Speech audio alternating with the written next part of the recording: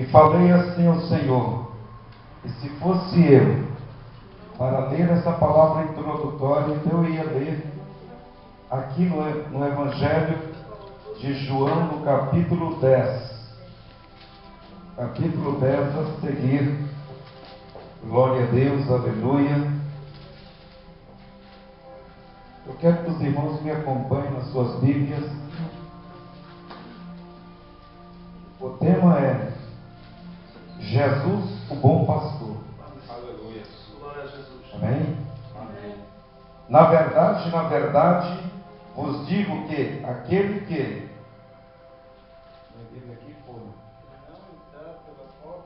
que não entrar pela porta do curral das ovelhas, mas sobe por outra parte, é ladrão e salteador. Aquele, porém, que entra pela porta é o pastor das ovelhas. A este o porteiro abre, e as ovelhas ouvem a sua voz, e chama pelo nome as suas ovelhas, e as traz para fora.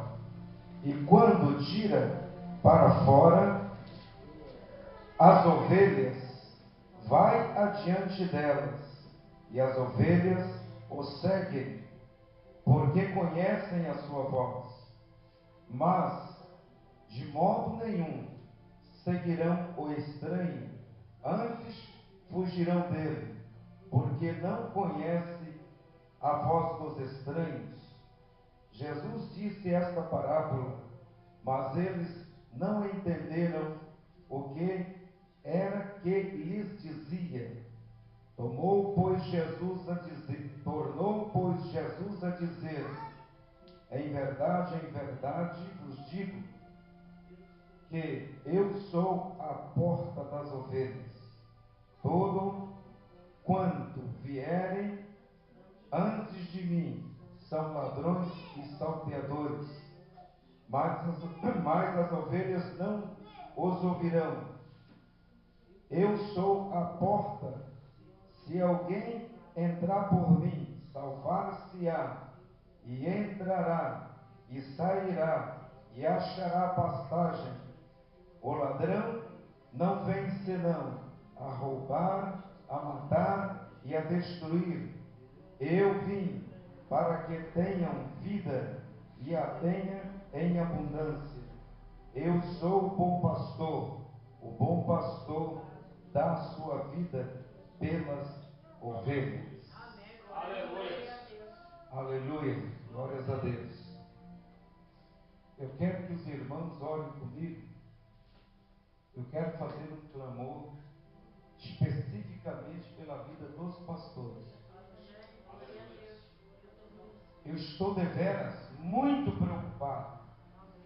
Não estou falando assim para que os irmãos entendam que eu quero fazer notório a minha pessoa, mas, meus amados, ontem eu estava vendo a reportagem ali do Rio de Janeiro e fiquei deveras muito triste. Um pastor ontem foi assassinado por um homem que, depois de ter apresentado à polícia, 2 dias depois do crime, ele expressou assim: olha, eu matei esse pastor porque ele estava interessado na minha esposa, e eu fiquei com muito ciúme e ódio dele, e assim eu o matei. E a polícia não pôde fazer mais nada. Meus amados, muitos homens se intitularam pastores, muitos se intitularam evangelistas, presbíteros, diáconos e assim sucessivamente. Mas muitos estão se corrompendo diante de Deus. Jesus diz: por aumentar a iniquidade, o amor de quase todos ou de muitos esfriaria. E eu acredito ainda que os pastores ungidos de Deus devem ter um cuidado específico na sua vida, Porque o ladrão e o salteador das ovelhas está buscando uma brecha na vida de cada um para ceifar a vida. O diabo não está de brincadeira. Todos os dias estão morrendo milhares de pessoas. E eu quero fazer um clamor pelos companheiros nossos de tribuna, para que Deus use de misericórdia. Porque se eles não forem diante das ovelhas, como aqui a palavra diz, se eles não tiverem a palavra da verdade, então as ovelhas não podem seguir esse pastor. É assim que diz a palavra. As verdadeiras ovelhas conhecem a voz do seu pastor. E o verdadeiro pastor vai adiante da sua própria vida, pelo amor das ovelhas que ele tem. Se não for assim, é falso. Se nós continuássemos lendo, que é muito extenso, o capítulo vai falar que o mercenário, ele vem como uma ovelha disfarçada, mas é lobo. E quando ele entra disfarçado de um pastor verdadeiro, e o lobo vem, e ele deixa o lobo dizimar as ovelhas, e ele foge, porque ele também pode perder a sua própria vida. Mas o verdadeiro pastor não foge. Ele chama cada uma pelo nome. Jesus chama vocês cada um pelo nome. Ele conhece, ele não esquece de nome de cada um. Ele chama cada um de nós pelo nome. Atanaíra, Atanaíra. Pastor Diego, pastor Elídio, pastor Elídio, Elidiano, pastor Nilson, pastor Nilson. Ele é fiel, ele não falha, ele não comete erro, ele nunca se esquece, ele é perdoador, ele é longânimo, ele é benigno, ele é misericordioso, ele é tardio em irar-se, ele é tardio em voltar-se contra o pecador. Aleluia. Vamos orar? Eu quero ouvir cada irmão orando bem forte. Por todos os pastores. Jesus. Por todos os ministérios. Deus de Por Abraão, todos de aqueles Isaac e que de Jacó. empenhados Venha nessa ter obra. misericórdia ao Deus de cada homem. Grandioso Deus. Que venha, ó Deus, É no nome de Jesus que agora, Senhor, eu te peço, Senhor, a descrente. pela vida de cada um dos teus filhos, Deus, a cada pastor, pela vida de cada um dos seus pastores ungidos, cada homem de que o Deus. Senhor elegeu, que o Senhor escolheu para esta obra. Senhor, não deixe que o inimigo venha, Senhor, esfriar a sua fé. Não deixe, Senhor, que o inimigo venha trazer corrupção para a vida dele. Meu Deus, não deixe que o inimigo venha colocar falsas ideologias na vida do teu filho. Meu Deus, coloque porção dobrada, recalcada, transbordante e sacudida do teu Espírito na vida de cada um dos teus servos. Meu Deus, abençoa os ministérios que estão empenhados em divulgar a tua obra, a tua palavra, que todos, Senhor, possam ser cheios do teu Espírito. Meu Deus, que todos possam conhecer a tua palavra, que todos possam, Senhor, estar dentro da tua vontade, que todos possam, Senhor, entender que tu és o único e fiel, verdadeiro Deus que pode todas as coisas.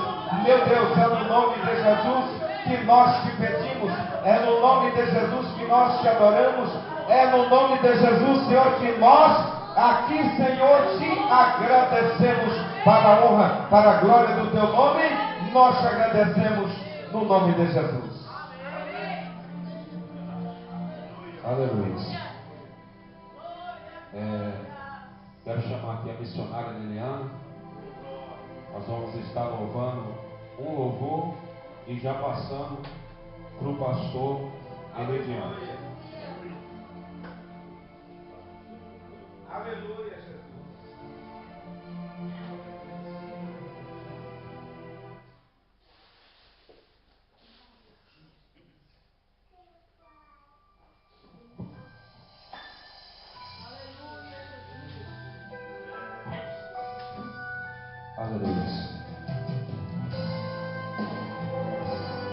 Aleluia. Fecha os teus olhos, põe a mão no teu coração. Muda-me, muda o meu coração. Quero ouvir tua voz, entender teu querer. Molda-me, molda meu coração, como vaso nas mãos do oleiro. Dá-me um coração de carne, tira o coração de pedra. Quero estar no centro da tua vontade. Muda-me, Senhor. Muda o meu coração. Molda-me, Senhor. Toca o meu coração. Prostrado aos teus pés, me rendo, ó Pai. Cumpra em mim teu querer.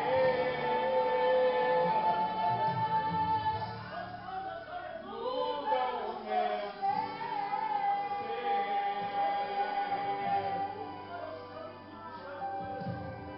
Muda-me, muda o meu coração. Quero ouvir tua voz e entender o teu querer. Molda-me, molda o meu coração, como um vaso nas mãos do oleiro.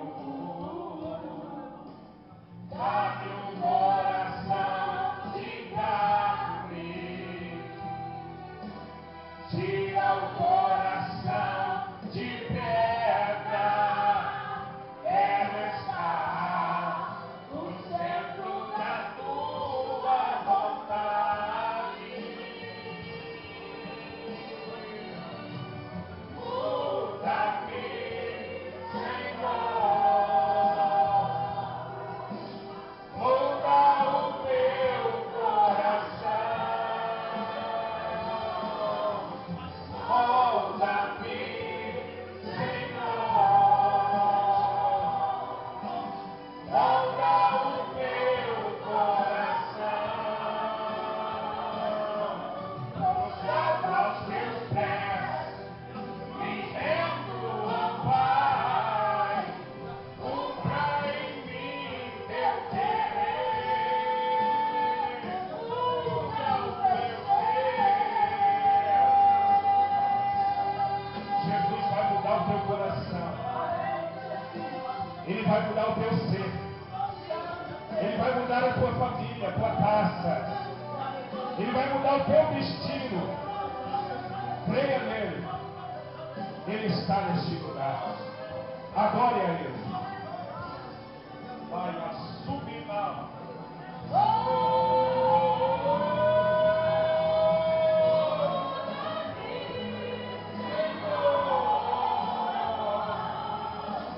Muda o meu coração. Molda-me, Senhor.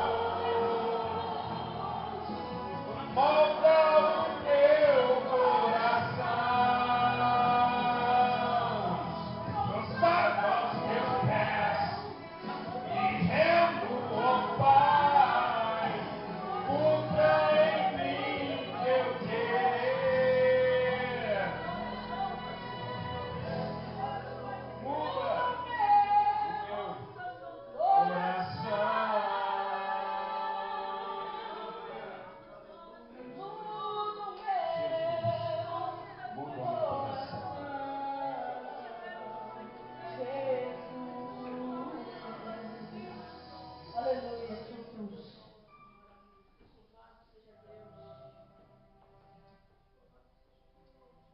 Aleluia. Jesus, ele tem que mudar o nosso coração. Amém? Ainda de pé, vamos receber o pastor Liliano, amém?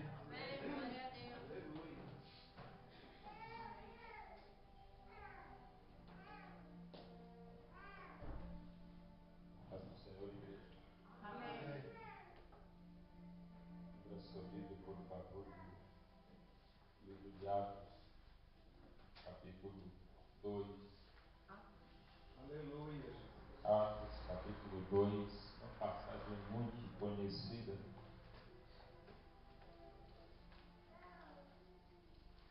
Versículo 42 ao 46. Glória a Deus.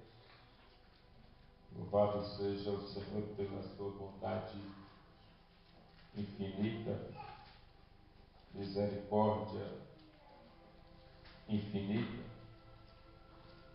e que se renova todos os dias. E assim, deu-nos o privilégio de viver mais um dia. E por isso aqui estamos, para mais um dia continuar glorificando o seu nome, adorando o seu nome. Você encontrou? Diga glória a Jesus. Glória a Jesus. E perseveravam na doutrina dos apóstolos, na comunhão, no partir do pão e nas orações. Aleluia. Em cada alma havia temor, e muitos prodígios e sinais eram feitos pelos apóstolos. Todos os que criam estavam unidos e tinham tudo em comum. E vendiam suas propriedades e bens e os repartiam por todos segundo a necessidade de cada um. E perseverando unânimes todos os dias no templo, e partindo o pão em casa, comiam com alegria e singeleza de coração, louvando a Deus e caindo na graça de todo o povo, e cada dia acrescentava-lhes o Senhor os que iam sendo salvos. Amém. Tome seu assento, por favor. Deus abençoe a vida do pastor Diego, sua família, os irmãos que estão neste segundo dia. E hoje também aqui o pastor Nilson também, para que juntos possamos glorificar ao Senhor. E quando nós falávamos ontem, hoje vamos dar uma sequência, não uma sequência lógica, porque ontem fizemos uma introdução, e daí nós abordamos ontem a questão da transformação, transformação do entendimento, a partir da manifestação de Deus, a partir da manifestação do Espírito de Deus em cada um de nós. E certamente você acompanhou, se teve a curiosidade de fazer uma breve leitura deste material, se alguém ficou com este material e estava em posse dele no dia de hoje. Mas é bem verdade que hoje nós vamos abordar um outro tópico. Está aí no capítulo 2, se não estiver enganado, na página 6, a consciência da primeira comunidade cristã. E nós estamos aqui em um ambiente, por assim dizer, de aprendizado, onde todos nós aprendemos algo com alguém. Nós somos seres em constante aprendizado. No dia que nós pararmos de aprender, nós deixamos de ser racionais. E no dia que eu parei de aprender, eu já morri. Porque a vida é um constante aprendizado. A vida, em todo tempo, está a nos ensinar coisas que não sabíamos. mas que passamos a saber por meio de situações que nos cercam, situações que vêm sobre nós. E aí, dentro deste texto do livro de Atos, existe algo muito interessante a se observar, é que as pessoas, às vezes, elas querem pegar esse texto às vezes sem algum critério, e querer aqui dizer que eu vou agora viver sem precisar mais trabalhar, porque a igreja tem uma obrigação social de manter-me. Só que se assim nós procedermos, nós vamos estar cometendo um equívoco, porque em momento algum Deus incentiva o homem a viver uma vida sem trabalho.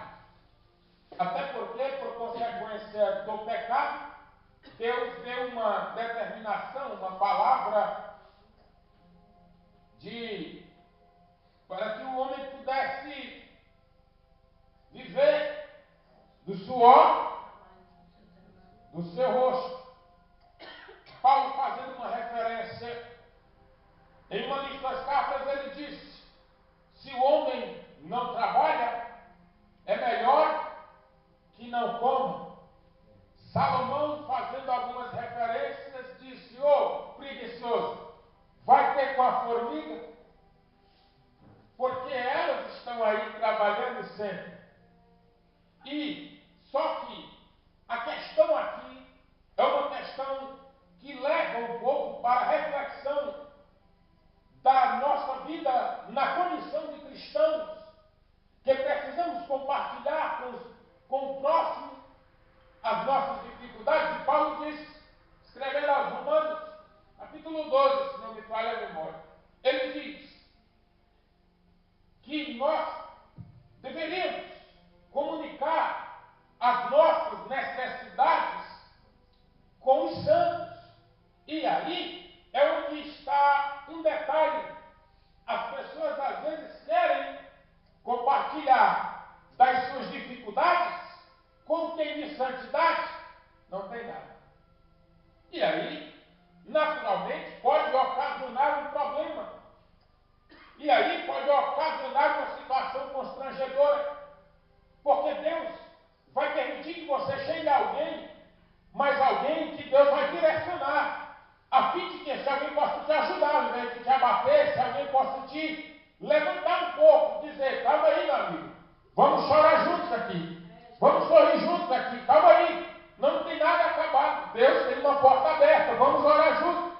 Eu posso não ter dinheiro, mas tem uma palavra que pode te fazer vencer, que pode te fazer prosperar. E aí, uma das práticas mais consistentes entre os cristãos era a generosidade, uns para com os outros. E o que é ser generoso? Ser generoso, segundo o dicionário Harvard, de língua portuguesa, ser generoso é eu abrir mão de um direito meu em detrimento ou em favor do benefício de outrem. Ou seja, quando você não abre mão de nada, quando o que você dá não te faz falta, então aí não há generosidade. Porque não faz falta. E se não faz falta, não há generosidade. Jesus disse algumas palavras, e algo que Jesus falou, que é muito interessante. Ele disse, quando vocês forem dar um banquete, quando se faz um banquete para quem há condições de retribuir, é simples. Onde é que está o vosso sacrifício? Onde é que está a vossa obra? Se porventura abençoaste a quem tem condições de te abençoar agora, quando se dá a quem não tem condições de te retribuir, você não dá visando interesse, você dá por acreditar que esta pessoa estará sendo beneficiada. E aí, portanto, há um ato de generosidade também, porque você está dando para alguém sem se preocupar se ela tem ou não condições de lhe ressarcir. Mas na sociedade capitalista, já se dá com a mão dizendo: o que é que eu vou ganhar? Onde nas igrejas estão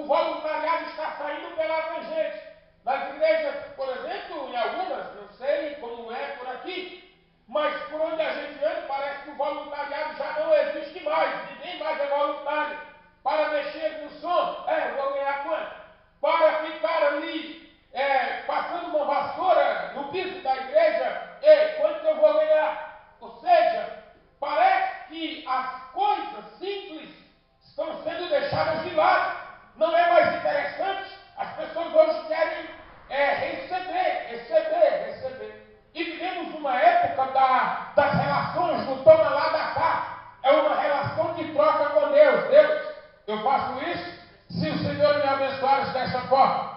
Deus, eu faço isso se tu fizeres assim por mim. Deixa eu lhe dizer uma coisa.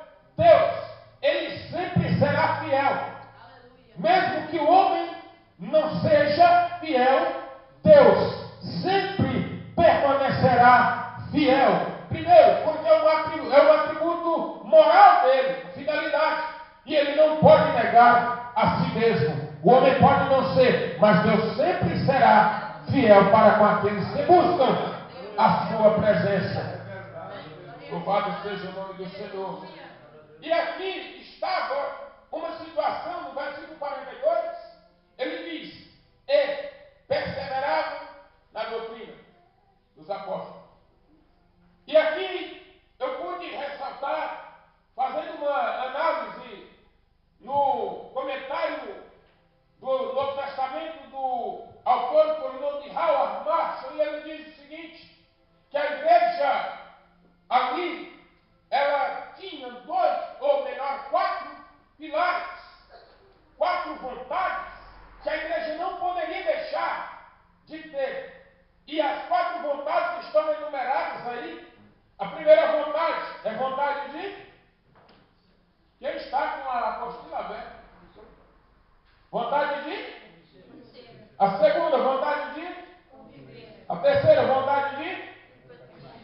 E a quarta, vontade de... Ou seja, no dia que a igreja perde uma dessas 4 vontades, ela deixou de ser igreja. A igreja precisa ter a convivência.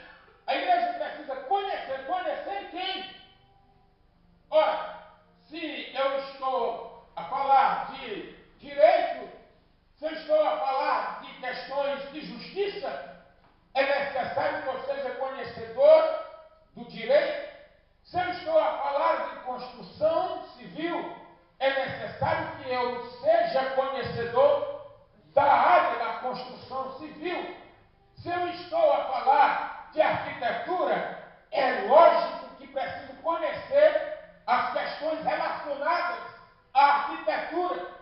Se estou a falar de medicina, é necessário que haja conhecimento das questões voltadas para a medicina. Se eu estou a falar de Deus na condição de igreja, é necessário que haja em mim o conhecimento de Deus. Porque se eu não tiver este conhecimento dele, procurar, porque ninguém nunca sabe tudo. Ninguém nunca sabe tudo. E se eu não procurar, é lógico que eu nunca vou encontrar. Se eu ficar parado no meu mundinho, eu nunca vou encontrar. E o que nós precisamos nos preocupar é se nós estamos procurando conhecer a Deus ou não. Mas conhecer a Deus não é apenas conhecer textos. Por quê? Porque quando Deus, usando o profeta Oséias, no capítulo 6 e no versículo 3, eu tenho essa referência aí, na vontade de conhecer, ele diz, Deus diz, por meio do profeta, diz assim: conheçamos e prossigamos em conhecer ao Senhor. O profeta está falando ao povo de Israel: como a alva será a tua saída, e ele a nós virá como chuva seróide que rega a terra. E depois ele vai dizer: o meu povo está sendo destruído porque lhes falta conhecimento. Agora, este mesmo povo que faltava conhecimento não era o mesmo povo que tinha visto ou ouvido, pelo menos, relatos que Deus abriu o mar vermelho, que Deus libertou Israel das mãos de Faraó e do Império Egípcio, que Deus libertou o povo e conduziu a terra. Presenciaram ou ouviram relatos de milagres voltados para Deus em relação ao seu povo. Eles não eram conhecedores que as muralhas de Jericó se foram ao chão. Eles não foram protagonistas de ações que Deus operava milagres, saber, a abertura do Rio Jordão também. Aleluia. E aí eu pergunto, este povo conhecia ou não conhecia a Deus? Do ponto de vista lógico. Conhecia. E então por que Deus dizendo que o meu povo está sendo destruído porque lhes falta conhecimento. Por quê? Segundo um comentarista que eu gosto muito, ele comentando o livro de Oséias, ele diz que este conhecer não era o conhecimento externo. Este conhecer não era só o superficial. Este conhecer estava relacionado à intimidade que eu tenho com Deus. E aí, se eu posso ler a Bíblia de Gênesis a Apocalipse, eu posso conhecer várias doutrinas da Bíblia Sagrada, posso ser um profundo conhecedor, mas tem um detalhe: eu só terei comunhão com Deus por meio da minha relação com Ele, tendo comunhão, buscando intimidade, uma vida consagrada e separada de tudo aquilo que é oferta diabólica. Aleluia. É aí que eu vou conseguir ter resultado. E aí, alguém pode dizer, então eu não vou mais ler Bíblia, vou só orar. Não faça isso, porque você vai morrer. Você vai morrer. O salmista diz que a palavra do Senhor ele meditava de dia e de noite. Conhecer, quando eu leio, eu conheço a história. Você pode muito bem conhecer a Alemanha por meio da história. Você pode muito bem conhecer o Brasil por meio da história. Você pode muito bem conhecer Portugal por meio da história. Você pode conhecer todos os países da terra por meio da história. Agora você só saberá detalhes profundos se você for até lá para viver aquilo que você já leu. Então significa dizer que quando eu leio a palavra, eu conheço a Deus por meio da palavra.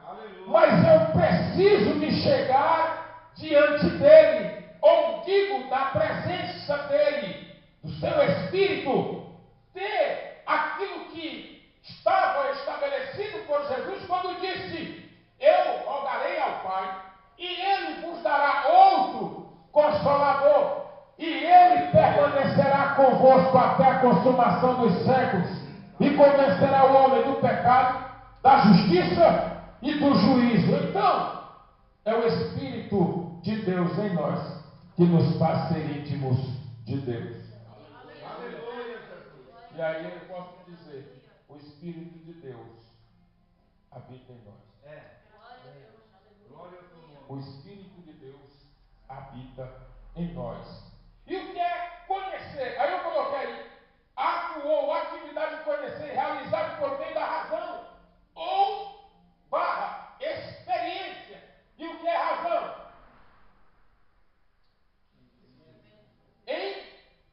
Entendimento. Ter capacidade de julgar, estabelecer valores do que é certo e do que é errado. E a experiência. E o que é a experiência? E aí eu peguei uma palavra um texto do Aristóteles, que diz o seguinte: a experiência é mais ou menos assim. Você toma um remédio para a dor de cabeça. A dor de cabeça vai embora. O remédio foi eficaz. Parece que foi.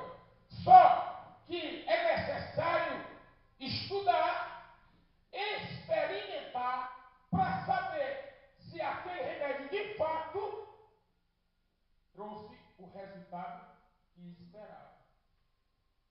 Ou seja, aquilo que disse hoje, volto a dizer de uma forma diferente.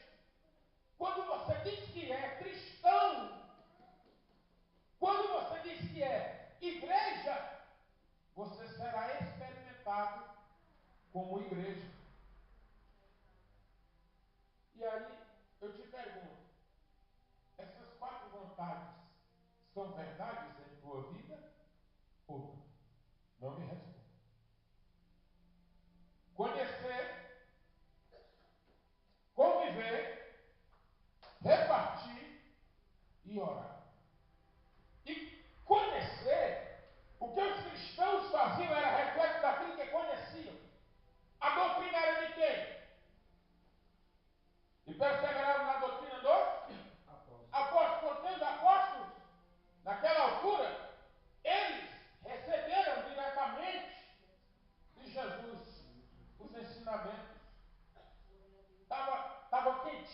o pão estava quentinho ainda.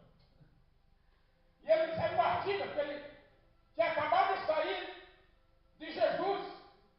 Jesus tinha subido ao céu, mas antes, em Lucas, capítulo 24, versículo 49, ele disse, olha, vocês permaneçam em Jerusalém, até que do alto sejam revestidos de poder. Aí, Atos 1 e 8, ele diz, sereis testemunhas, tanto em Jerusalém como em toda a Judéia e Samaria, e até os confins da terra.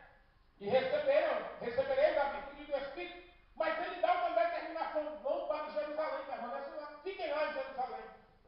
Até que, ou seja, enquanto não se manifestasse o que tinha para se manifestar, eles ficariam ali esperando. E quando se manifesta, que acontece, o povo é abastecido, aquecido por algo sobrenatural, a presença do Espírito Santo no meio dos cristãos.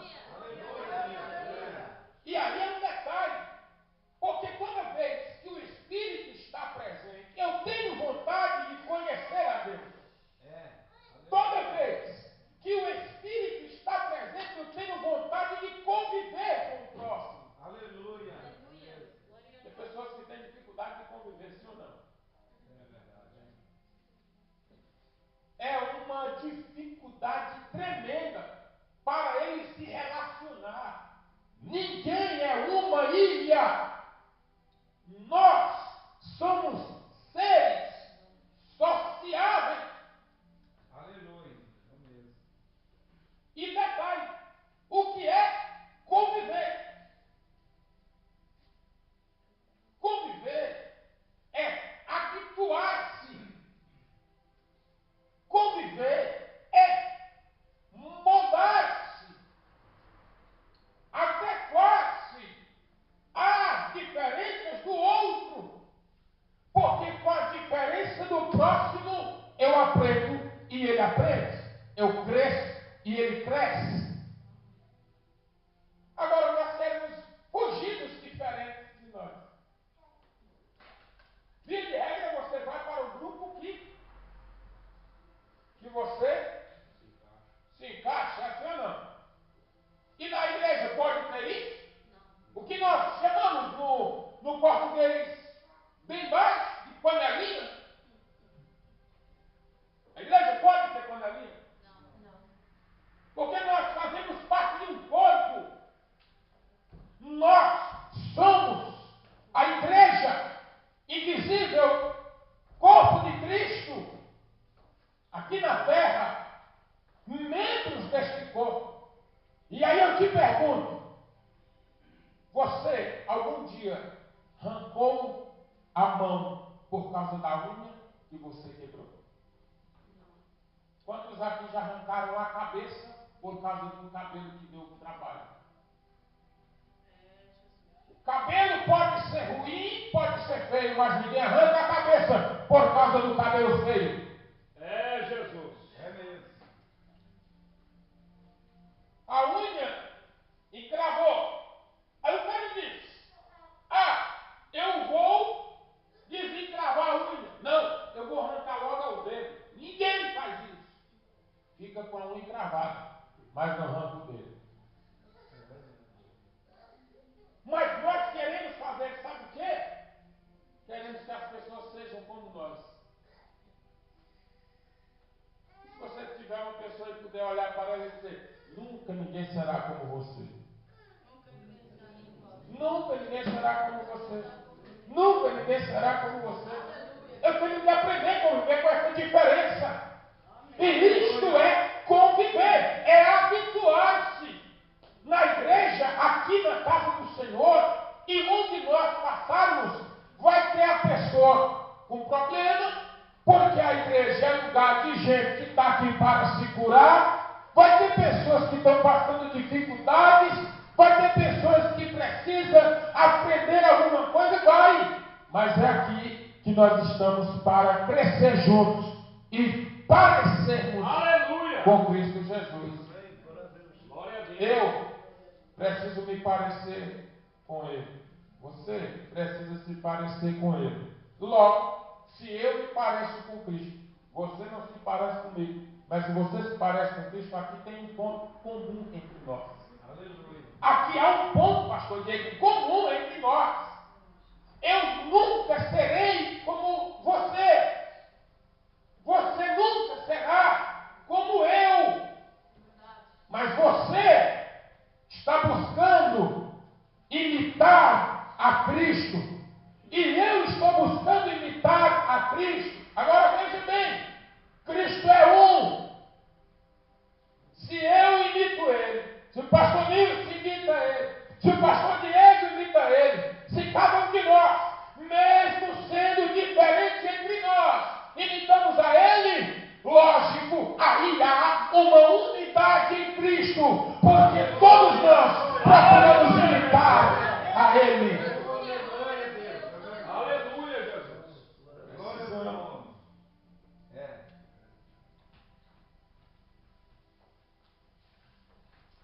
E aí, você vai encontrar alguns problemas. O princípio do conhecimento é o temor ao Senhor, está lá em Provérbios capítulo 1, versículo 7. Depois você acompanha. A palavra sem conhecimento escurece o conselho. O sábio é aquele que ouve e cresce no conhecimento. O sábio é aquele que ouve. O sábio é aquele que ouve e cresce no conhecimento. A falta de conhecimento provoca destruição. Oséias 4:6. O meu povo está sendo destruído porque lhes falta conhecimento. E aí é fácil? É fácil conhecer? É fácil procurar esse conhecimento? Não. Não é fácil. Aqui não tem nada fácil. Mas pode ter certeza. Se você tem esta vontade, Deus vai te abençoar nesta verdade. Aleluia. Tudo parte de nós. Diga comigo, tudo parte de mim. Eu até comentava ontem, falava com o irmão Marcos ali na sua casa. Claro que é um exemplo, ninguém é isto que eu tirei. Mas uma palavra, uma frase curiosa e engraçada é que nunca se faz um cavalo sem sede beber água. Você pode até mergulhar o focinho dele na água, mas ele não bebe, porque ele não tem sede. E o que a igreja do Senhor precisa é ter vontade de conhecer. Eu tenho sede de Deus. Eu preciso ter fome de Deus, da palavra dele, do conhecimento das verdades a respeito dele. E aí eu cresço. Então nós precisamos tomar esses cuidados. E aí eu te pergunto, você tem procurado conhecer a Deus? Se disser, pastor, eu não sei ler, mas ouço. Pastor, eu não ouço, mas vê. Pastor, eu não vejo, não ouço, não falo, mas sente. Aleluia. É mesmo, Jesus. Porque estás vivo e, portanto, sentes. E existe algo que talvez já conheçam, talvez não. Na psicologia integral diz que existem 3 tipos de visão. Visão, 3 tipos. Isso é a psicologia integral comentada pelo psicólogo pastor Ken Wilber Jr. Ele diz, a primeira visão é a visão pré-pessoal. A segunda visão é a visão pessoal. E a terceira visão é a visão transpessoal. Significa que a visão pré-pessoal, eu só enxergo as coisas materiais, visíveis e palpáveis. A visão pessoal, eu consigo pelo menos enxergar o meu umbigo.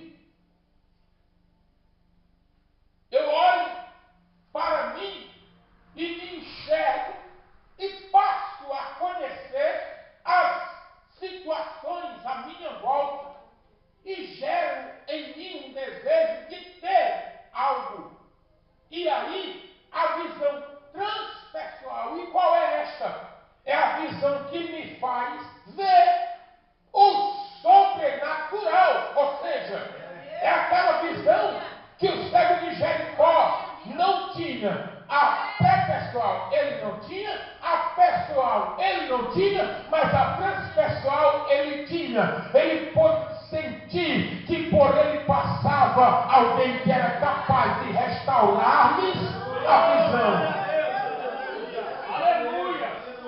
Eu preciso conhecer a Deus de alguma forma. E aí alguém diz, mas de que forma?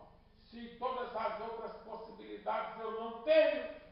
E lhe digo, existe uma revelação universal de Deus. E esta revelação universal de Deus dá-se por meio das coisas que existem na natureza à nossa volta. E também dá-se porque nós existimos. Ou seja, o fato de eu estar falando aqui, o fato de eu estar vivo, mesmo não vendo, mesmo não ouvindo, mesmo não falando, mesmo não andando, o fato de estar vivo é uma certeza de que Deus existe e que há um lugar para nós na eternidade. Aleluia! Conviver. Você tem dificuldade de conviver com alguém? Não me responda. Está perto, aguentar ficar perto de quem está cheiroso é fácil. Difícil é aguentar 2 minutos perto de quem cheira mal. Aí Jesus dá alguns exemplos interessantes. Enquanto as autoridades judaicas, enquanto a lei dizia, o leproso fica à margem. Não, se mistura não. Fica aí, não vem para cá não. Não vem contaminar nosso ambiente, não. Jesus vai de encontro ao leproso. Jesus ele vai sempre na contramão. Deixando o exemplo para a igreja. Ou seja, enquanto o sistema do presente século está dizendo para todos, você não tem mais jeito, para com isso.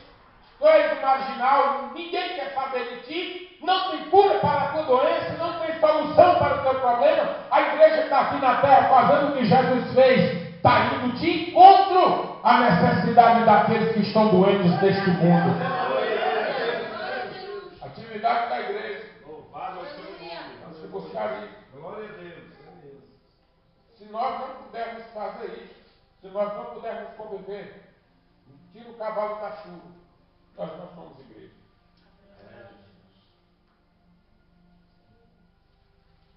E conviver é desafio. Conviver é desafio. Quando uma pessoa se casa, o que é que acontece? Uma cultura e uma cabeça. E junta-se com outra cultura e outra cabeça.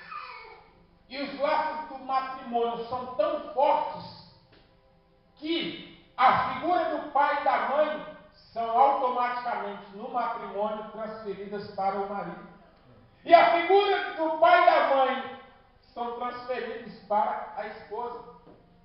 São tão fortes os laços matrimoniais que faz com que pai e mãe passem a ser parente e família passem a ser apenas um casal.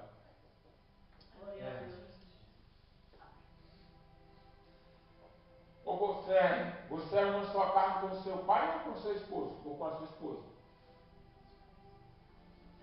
Então é forte, porque me desligou do meu progenitor e da minha genitora. É mesmo. Eu saí da condição, eu continuo filho, mas ligado agora ao esposo. E aí, nós precisamos observar um detalhe, que quando junta as cabeças, e aí dá um choque cultural. É um que gosta disso, outro que não gosta daquilo, e você agora tem que conviver. Ora, porventura pode se apartar do membro do teu corpo? Meu pai. Olha assim para a tua mão, não gostei dessa minha mão, não, vou arrancar ela hoje, vou deixar ela bem, vou para a igreja com ela não. Tu arranca a mão, chega depois vai querer remendar, dá certo? Um membro amputado nunca mais volta.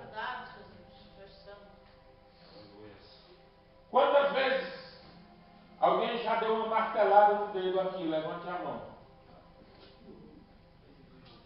Doeu ou não? Caiu até a unha.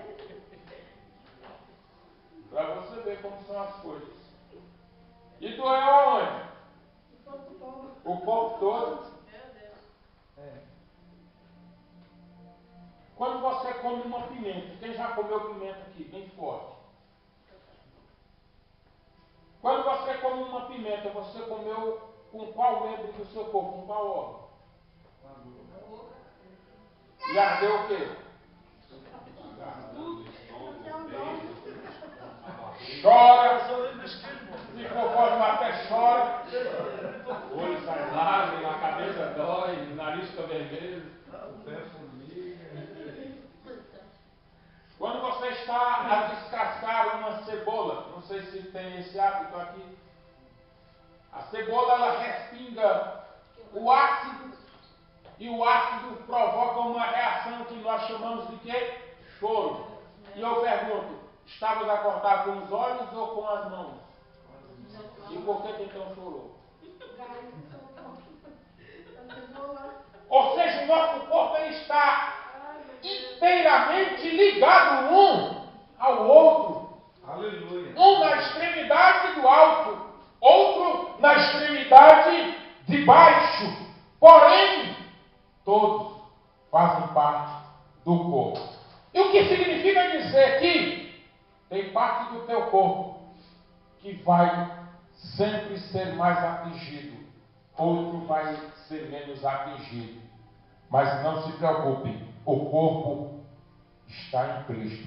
Ele não vai ser derrotado. Aleluia. Aleluia. O que não foi dado o direito de ninguém amputar o membro e dizer, não te quero mais. Essa pessoa que está do teu lado tem as diferenças dela. Ela pode ser aquela que sempre está futucando a tua ferida. Mas essa pessoa está sendo usada por Deus para fazer você amadurecer. Para fazer você gerar um amadurecimento. Aleluia, Jesus. Aí se é aquilo que está provocando o teu amadurecimento, você descarta, e eu te pergunto, quando amadurecerás então? Meu Deus.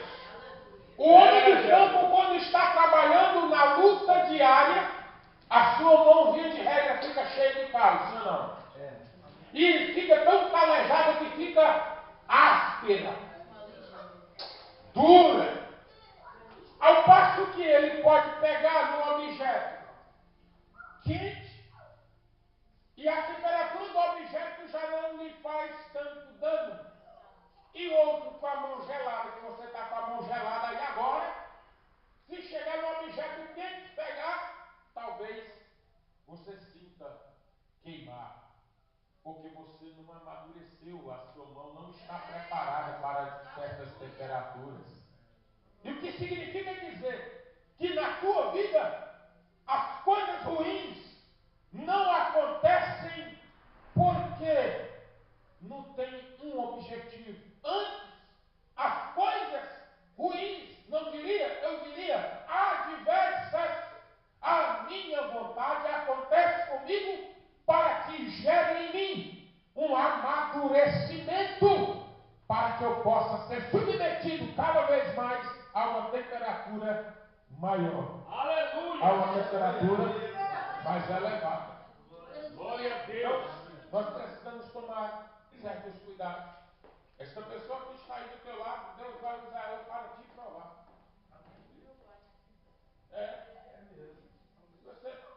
Ou você acha que Deus vai usar quem? Vai usar o ímpio lá da rua, que não tem nada a ver com a sua vida? Deus quer saber se você é capaz de perdoar o seu próximo. E como é que eu vou despertar em mim o sentimento de perdão se ninguém sequer fez nada contra mim? Pensem bem. Como é que eu vou despertar algo se ninguém provocou isso em mim?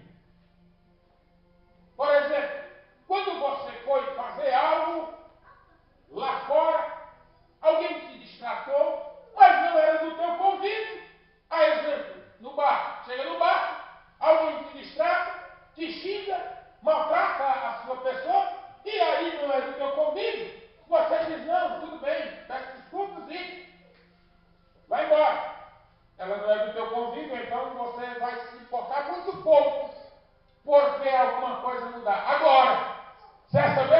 pessoa está aqui dentro da mesma casa que você está, aí é que você tem que provar que de fato não guarda rancor dela.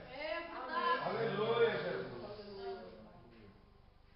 Quantos aqui alguém já pisou no teu pé dentro do metro, dentro do autocarro? Alguém já pisou no teu pé? E aí, pisou no pé tranquilo, levou embora, tá, peço desculpa, tá, acabou a conversa, talvez nunca mais viram, talvez nunca mais verá. E agora? Aqui dentro é diferente. Você tem que provar que é capaz de conviver. Porque se você não for capaz de conviver com o teu próximo aqui, como é que você vai querer conviver uma eternidade com ele? É, Jesus. Aleluia. Não vive. A menos que você deseje que ele não vá para a eternidade, que você vá. E aí no céu em Deus não tem a menor possibilidade de viver, de chegar até ele com uma vida bagunçada. Não há a menor possibilidade. Porque este corpo corruptível se revestirá da incorruptibilidade. E este corpo mortal se revestirá da imortalidade. Ou seja, tudo se renovará. Tudo será novo na nossa vida.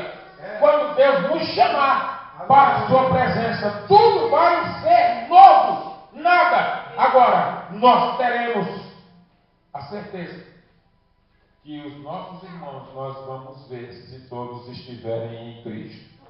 Se nenhum membro se apartar deste corpo, que é Cristo Jesus. E esta é a convivência. E o partir do pão. O partir do pão aí é um tanto interessante, porque no capítulo 2, no versículo 42, ele está se referindo à questão do ato da ceia. Você e eu participamos da ceia, sim ou não? E a ceia, via de regra, nós participamos onde? Onde é que nós participamos da ceia, igreja? Aqui. No versículo 46, diz que partir o pão, ou seja, aqui a mesma atividade, a mesma ação, agora, de casa em casa. Então aqui eu posso observar que existem dois pontos. Dois partir do pão, dois atos de comunhão. Um dentro da igreja e outro nos lares. E aí eu quero lhe dizer o seguinte, que a comunhão que ocorre aqui dentro é a mesma comunhão que deve ocorrer na tua casa, na casa do próximo, quando você vai. E se é comunhão, é diferente. Comunhão de confusão. Ninguém vai para a casa do próximo para fazer confusão. É por comunhão que nós vamos à casa do próximo. E aí aqui existem duas situações. O tipo de crente que na igreja é uma coisa e em casa é outra. Observe que existe a comunhão no templo, a saber onde nós estamos contextualizando, aqui, e existe a comunhão em casa. Na minha casa, na casa do pastor Nilson, na sua casa, onde nós nos reunirmos para adorar ao Senhor, para falar do Senhor, ali é um lugar de comunhão. E a presença do Espírito estará ali. Ok. Agora, como é que nós vamos conseguir fazer isso? Porque tem pessoas que têm dificuldade de ter a mesma atitude em casa. Ou seja, na igreja, todo mundo é uma bênção. Ei, fulano, é uma bênção. E Beltrano, abençoado demais. E em casa, o Satanás. É mesmo. Na igreja, fala a verdade. No templo, fala a verdade. Na casa dele, mente. E teve um certo fato ocorrido no Brasil, em que a criança, o pastor foi visitar a família. Estavam aqui na sala o pai, a mãe, o pastor E uma criança, bem assim como este garoto, mas falava e esta criança olhava do lado. E o pastor aqui, como está o pastor nisso, e a criança rodeava, e o pastor conversando com o pai da criança, e a mãe estava preparando alguma coisa, e a criança olha, e dá mais uma volta, e dá um giro de 360 graus em volta do pastor. Conversa vai, conversa vem, e o pastor, meio sem entender nada, o pai da criança caiu na besteira de lhe perguntar: meu filho, o que você está tão inquieto? E a criança, na sua inocência, disse: papai, o Senhor disse que o pastor tinha duas caras. Estou procurando onde está a outra.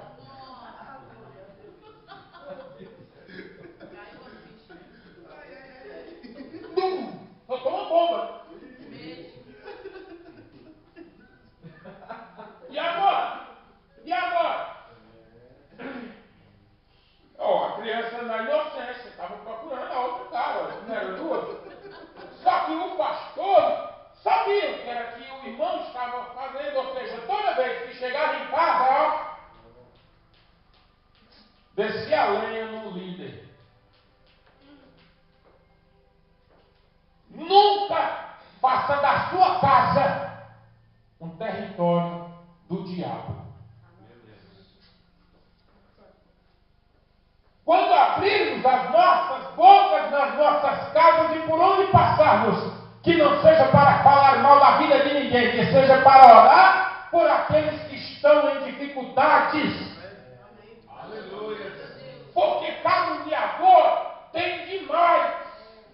Deus não nos chamou para sermos caluniadores. Ele nos chamou para anunciarmos as boas novas de salvação e dizer que Jesus Cristo salva, cura e liberta o homem do seu pecado. Para isso que a igreja existe. Aleluia.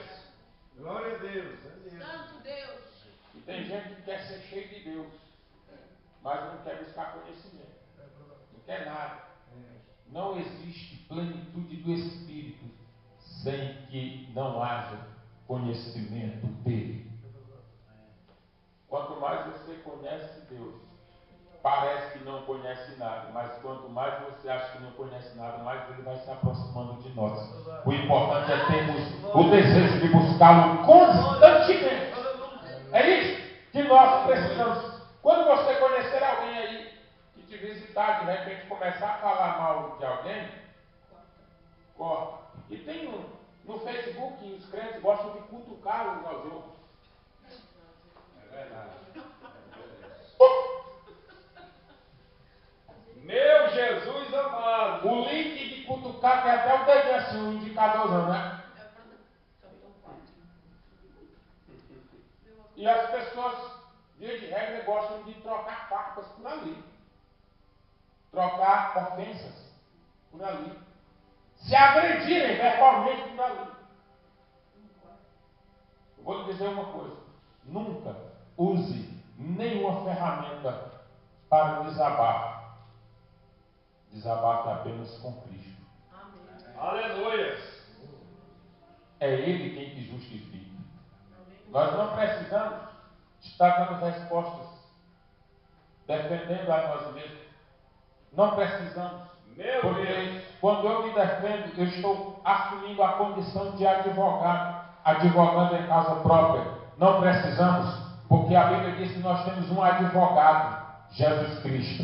Ele é o nosso advogado. E o Paracleto, que é o Espírito, que Jesus disse: eu vos enviarei outro. Essa palavra outro no grego tem dois significados. O primeiro é hétero e o segundo é ário. Hétero significa outro, diferente. E ário significa outro, semelhante. Naquele contexto, Jesus estava dizendo: eu enviarei outro, ou seja, eu enviarei um que é semelhante a mim. Ou seja, Jesus foi, mas deixou um que é semelhante a ele. Aleluia. E ele, o Espírito, ele não é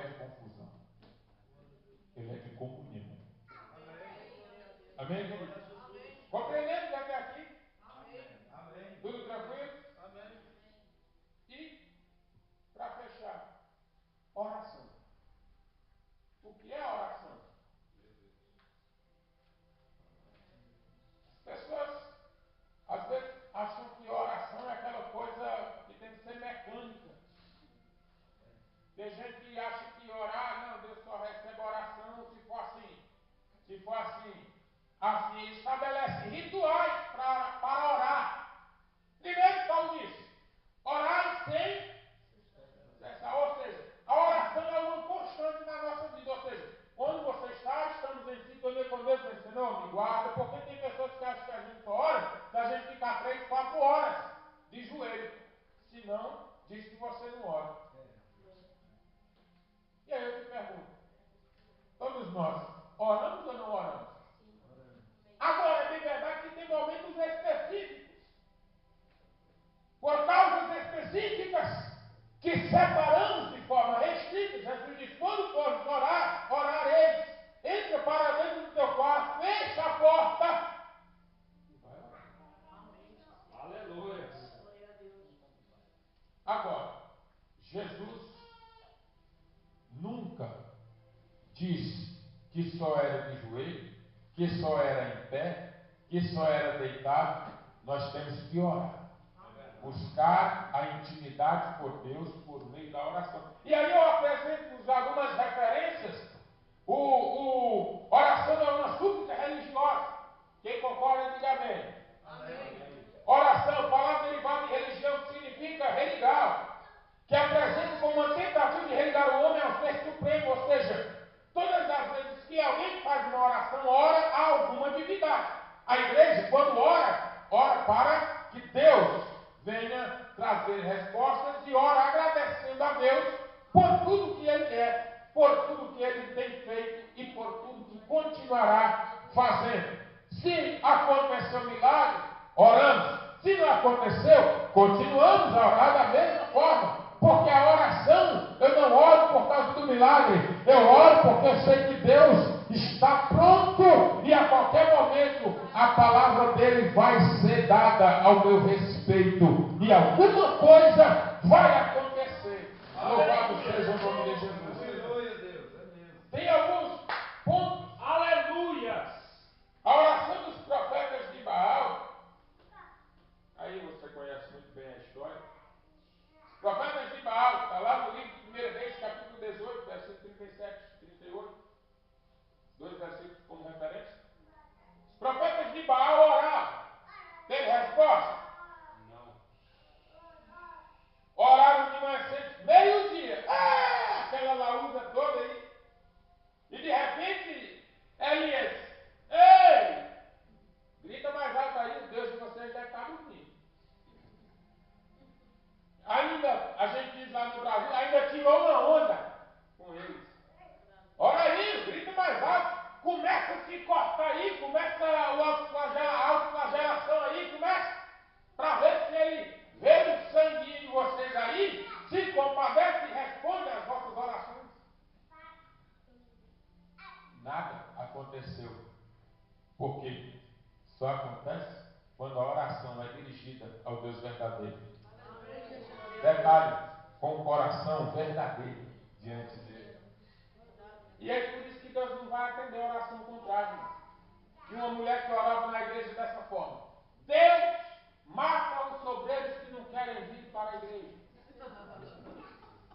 Fato. Não é história.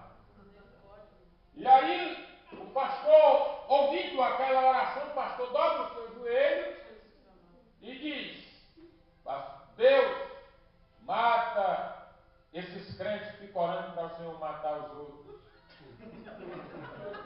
Meu Deus, uma guerra. Tiro cruzado. Só a misericórdia de Jesus. Mas a oração, ela precisa acontecer. E aqui eu separei alguns dados.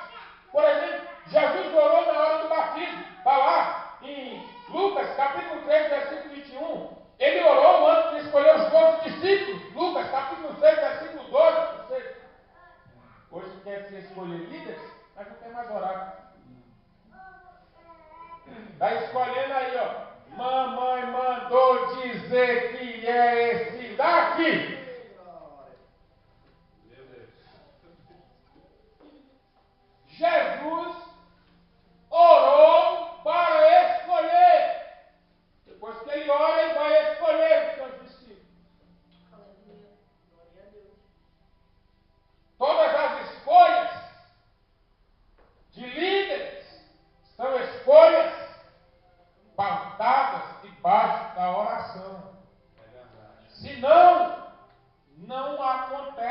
nada. E quando o líder ora, que Deus diz, olha, levanta fulano. Ele pode levantar. Aí, às vezes, este indicado por Deus é semelhante ao que Davi, aconteceu com Davi. Às vezes o indicado por Deus é semelhante ao que aconteceu com Davi. O que for indicado, ninguém acreditava quase que fosse ele. É só passando, passa um, passa outro, passa outro. Meu Deus! Se Deus diz que é contigo, é contigo. Se Deus diz que é contigo, podem todos dizerem que não. Mas se Deus já tem anotado que é, vai ser. Porque Ele já determinou isso. Jesus amado! Livre mal assume mas. Só que eu preciso permanecer no centro da vontade dEle. Convicção. Diga comigo, convicção. Do meu chamado. Isso me provoca a situação de permanecer acreditando, mesmo que todos digam, vai morrer, vai falir, não acontece nada. Não se preocupe, esteja no centro da vontade de Deus e o milagre vai chegar em nome de Jesus. E aí, Jesus orou no lugar deserto, despediu a multidão e foi orar no monte. E aí, Jesus sai para orar e as pessoas, os discípulos ficam por ali. Jesus vai para o monte, de repente Jesus desce. Quando Jesus chega, os discípulos estão como?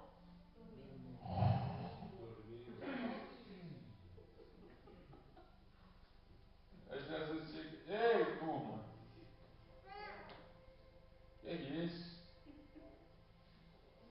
Vocês não dão conta nem de orar uma hora comigo. E aqui um dia eu vi o pastor falando uma palavra, eu até achei interessante, pastor Luiz, que ele fala assim, que o mínimo que se deve orar é uma hora. Porque Jesus diz, ele usando esse texto, claro, não há nenhuma regra, mas por analogia ele fez isso. Não há uma regra dizendo que tem que ser no mínimo uma hora, não, mas Jesus disse, que isso? Nem uma hora? Ou seja, porque para Jesus é como uma hora fosse muito pouco. Nem uma hora. Podes orar, podes vigiar comigo.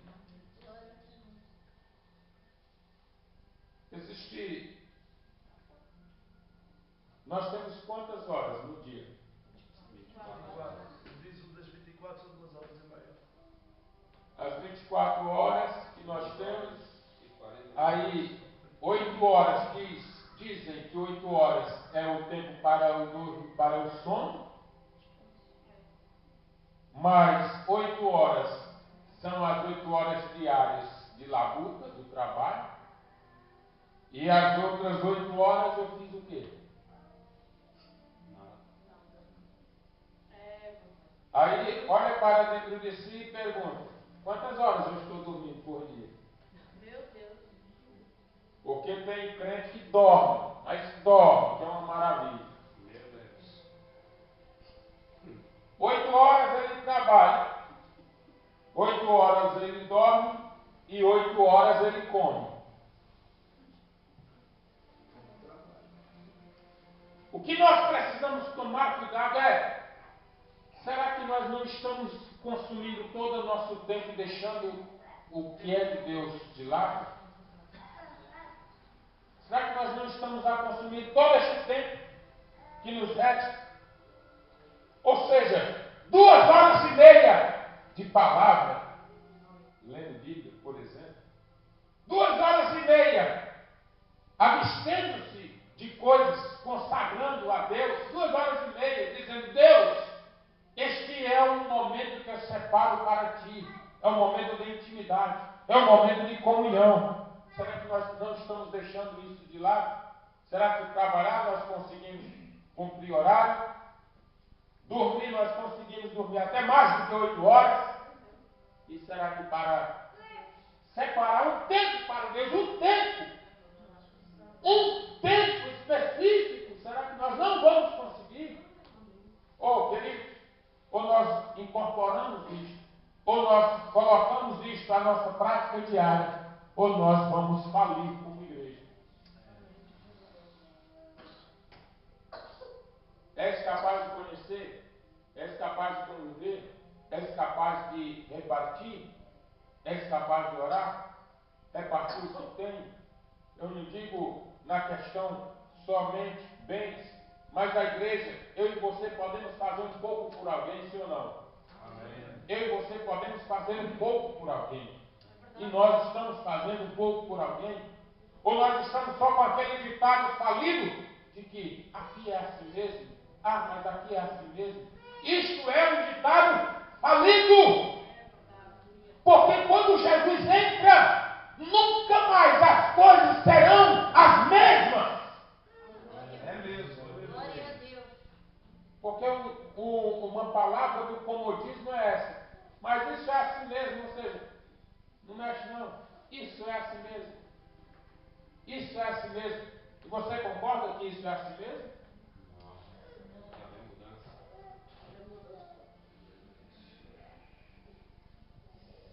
E a mudança, segundo o que aprendemos ontem, ela é de dentro para fora ou de fora para dentro?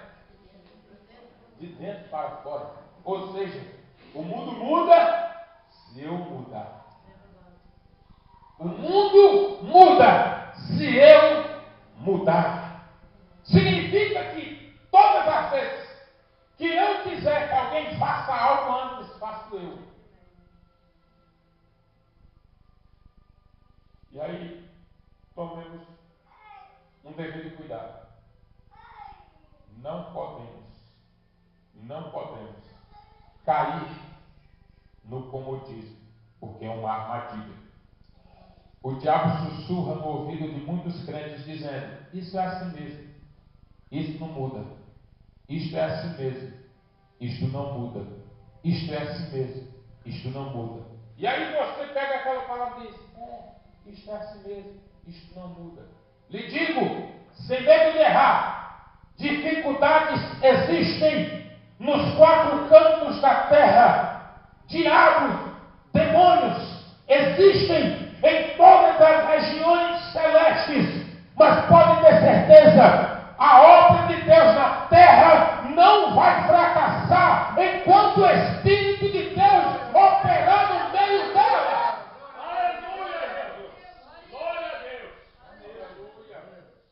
Eu acredito, pelo poder da palavra, que o Espírito de Deus está ainda operando nesta terra, porque a igreja do Senhor ainda não foi arrebatada. Enquanto Ele estiver entre nós, haverá cura, haverá libertação, haverá salvação, haverá crescimento. Aleluia, Jesus! Glória a Deus! Glória a Deus. Aleluia. A igreja do Senhor não foi arrebatada, então o Espírito de Deus permanece agindo entre nós.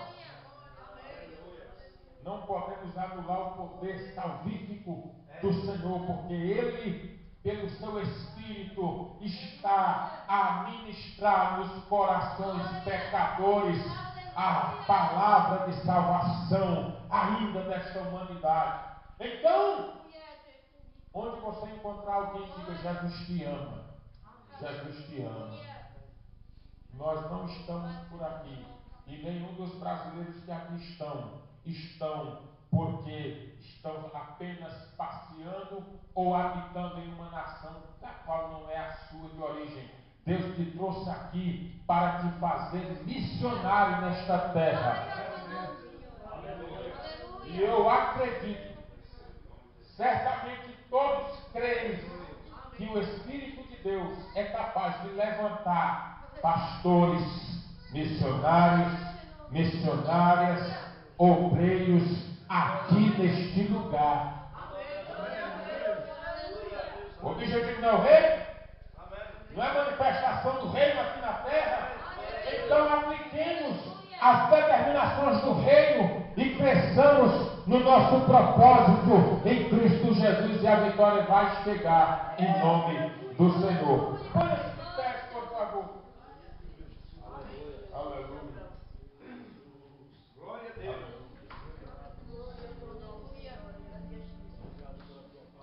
É, Jesus. Santo e eterno de Israel. Tem que conviver as diferenças. Tem que repartir.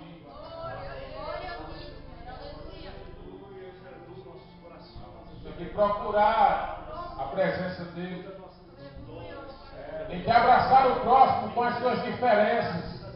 Não é olhar de canto de olho e dizer, ah, quem é esse? Não, é abraçar. Abraçar no sentido de acolher, no sentido de dizer, aqui é uma família. E nesta família, eu sei que como toda família há diferenças, mas nesta família as diferenças não são maiores do que a presença do Espírito em nosso meio.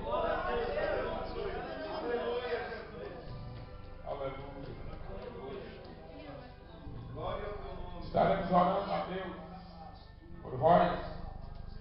E amanhã no encerramento estaremos orando por todos que participaram dos 3 dias e quem virá amanhã.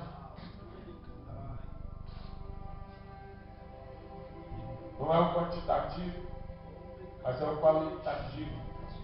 Não é a quantidade, mas o que importa é que cada um do que aqui esteve possa aplicar algo às vossas vidas.